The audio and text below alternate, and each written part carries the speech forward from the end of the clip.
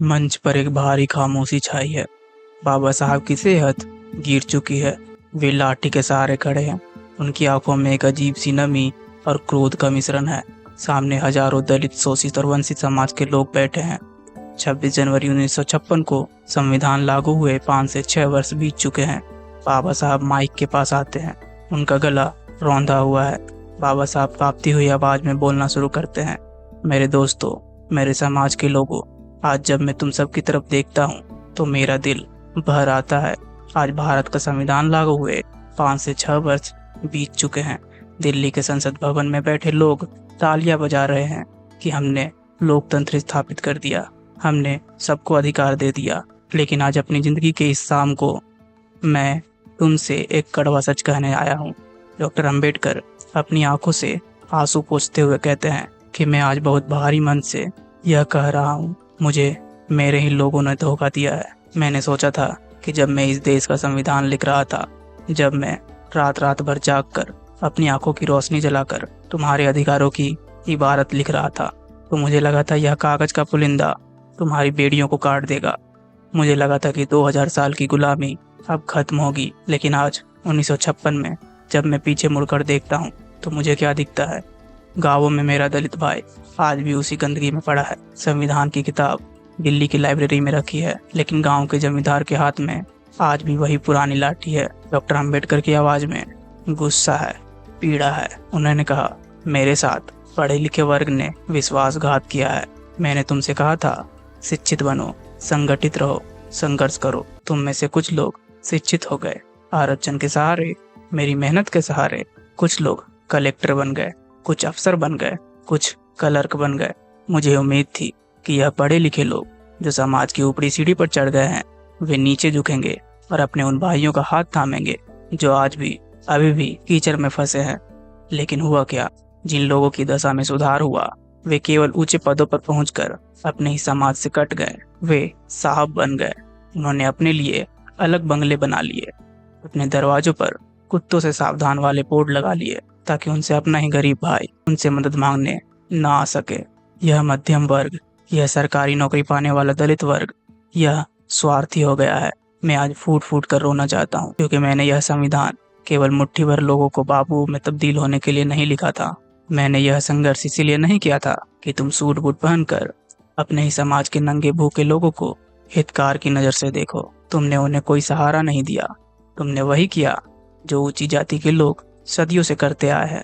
तुमने भी अपनी एक छोटी सी जाति बना ली। संविधान का दुरुपयोग और प्रशासन की विफलता। मेरे भाइयों, लोग पूछते हैं कि संविधान तो बन गया, फिर भी हम पर अत्याचार क्यों हो रहा है? संविधान केवल एक कानून है, एक दस्तावेज है। वह खुद चलकर तुम्हारी रक्षा करने नहीं आएगा। संविधान को लागू कौन करता है? वही प्रशासन, वही पुलिस, वही न्यायपालिका, जिसमें आज भी उन्हीं लोगों का वर्चस्व है जो नहीं चाहते कि तुम्हें बराबरी का हक मिले।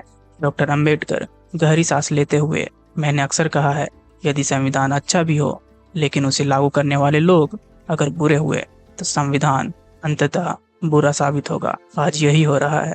कानून कहता है छुआछूत अपराध है, लेकिन थानेदार FIR नहीं लिखता। कानून कहता है तुम्हें जमीन का अधिकार है, लेकिन पटवारी तुम्हारे नाम पर जमीन नहीं चढ़ाता। संविधान ने तुम्हें वोट का अधिकार दिया है, लेकिन सामाजिक व्यवस्था ने तुम्हें अभी भी इंसान का दर्जा नहीं दिया। लोग संविधान का गलत फायदा उठा रहे हैं। जो ताकतवर हैं, वे संविधान की पेचीदगी का इस्तेमाल करके तुम्हें कोर्ट कचहरी में उलझा रहे हैं। और तुम अनपढ़ हो, तुम गरीब हो, तुम वकीलों की फीस नहीं भर सकते, इसलिए तुम्हें न्याय नहीं मिल रहा। यह संविधान एक कागजी शेर बनकर रह गया है, क्योंकि इसे चलाने वाली मशीनरी में अभी भी पुराना तेल डला हुआ है। मेरे सामने आई परेशानियां और मेरा अकेलापन। तुम्हें क्या लगता है यह सफर आसान था? संविधान बनाने के बाद मुझे लगा था कि अब मैं देश के निर्माण में एक शिल्पकार की तरह काम करूंगा, लेकिन मुझे केवल एक ठेकेदार समझा गया जब मैंने हिंदू कोड बिल पेश किया, ताकि इस देश की महिलाओं को, चाहे वे किसी भी जाति की हो, उन्हें संपत्ति रखने का अधिकार मिले, उन्हें तलाक का अधिकार मिले। डॉक्टर अंबेडकर अत्यंत भावुक होकर कहते हैं, संसद में मेरे खिलाफ पत्थर फेंके गए, मेरे ही कैबिनेट के साथियों ने मेरा साथ छोड़ दिया, मुझे कानून मंत्री के पद से इस्तीफा देना पड़ा। क्यों? क्योंकि मैं तुम्हारे और इस देश की महिलाओं के हक के लिए लड़ रहा था। पिछले 5 सालों में मैंने देखा है कि कैसे मुझे दरकिनार किया गया। मुझे चुनाव में हरवाने के लिए सब एक हो गए। मेरी सेहत खराब होती गई, मेरा शरीर बीमारियों का घर बन गया, लेकिन मेरा मन इस चिंता में बीमार रहा कि मेरे जाने के बाद तुम्हारा क्या होगा। मुझे हर कदम पर यह एहसास दिलाया गया कि मैं इस देश का कानून मंत्री तो हूँ, लेकिन सामाजिक रूप से मैं आज भी उनके लिए एक अछूत ही हूँ। आज 5 से 6 साल बाद भी तुम्हारे मन में डर है, और यह डर जायज है। बहुसंख्यकवाद का डर। मुझे डर है कि लोकतंत्र कहीं भीड़ तंत्र न बन जाए, जहाँ केवल सिर गिने जाते हैं, अक्ल नहीं। अगर बहुसंख्यक समाज ने अल्पसंख्यकों और दलितों को कुचलना शुरू कर दिया तो यह संविधान रद्दी की टोकरी में फेंक दिया जाएगा। राजनीतिक गुलामी। मुझे शंका है कि तुम अपनी वोट की ताकत को पहचानोगे या नहीं। मुझे डर है कि तुम नमक और शराब की चंद बोतलों के लिए अपना वोट बेच दोगे। अगर तुमने ऐसा किया, तुम अपनी आने वाली नस्लों को फिर से गुलामी का पट्टा पहना दोगे। आर्थिक असमानता। संविधान ने तुम्हें एक व्यक्ति एक वोट दिया, यानी राजनीतिक बराबरी, लेकिन हमारे समाज में एक व्यक्ति एक मूल्य, आर्थिक बराबरी नहीं है। अंतिम संदेश। डॉक्टर अंबेडकर रोते हुए लेकिन दृढ़ता से, मैंने तुम्हारे लिए एक रथ तैयार किया है, मैंने उसे यहाँ तक खींच कर लाया है। अगर तुम इसे आगे नहीं ले जा सकते तो इसे यहीं छोड़ देना, लेकिन इसे पीछे मत जाने देना। मेरे पढ़े लिखे बच्चों, अपनी जड़ों को मत काटो, नीचे देखो, अपने भाइयों को ऊपर खींचो, और याद रखना, यह संविधान तुम्हें अधिकार देता है, लेकिन यह अधिकार भीख में नहीं मिलता, इसे छीनना पड़ता है। मेरी आंखों के आंसुओं को देखो, यह केवल पानी नहीं है, यह सदियों की पीड़ा है। क्या तुम मेरी इस पीड़ा को व्यर्थ जाने दोगे? बाबा साहब मौन हो जाते हैं। पूरा पंडाल सिसकियों से गूंज उठता है।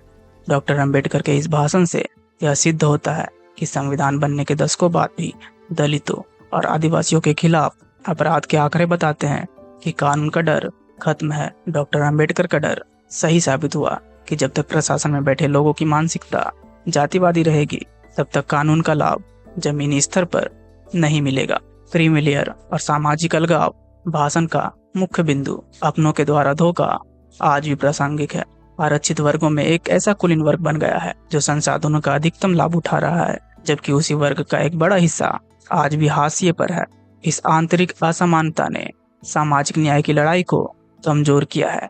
संवैधानिक नैतिकता की कमी। डॉक्टर अंबेडकर का मानना था कि संविधान केवल वकीलों का दस्तावेज नहीं होना चाहिए, बल्कि इसे लोगों के जीवन जीने का तरीका होना चाहिए। आज भारत में हम देखते हैं कि हम प्रतिक्रियाओं, चुनाव, संसद का पालन तो करते हैं, लेकिन उसके मूल्यों, बंधुत्व, समानता, विचार की स्वतंत्रता का हनन अक्सर भीड़ द्वारा, संस्थाओं द्वारा किया जाता है। राजनीति में व्यक्ति पूजा। डॉक्टर अंबेडकर ने 1949 में ही चेतावनी दी थी कि राजनीति में भक्ति तानाशाही लाती है। आज आधुनिक भारत में यह सबसे बड़ा अभाव है। नागरिकों में आलोचनात्मक सोच की कमी है। संविधान ने राजनीतिक लोकतंत्र दिया, लेकिन सामाजिक और आर्थिक लोकतंत्र अभी भी अधूरा है।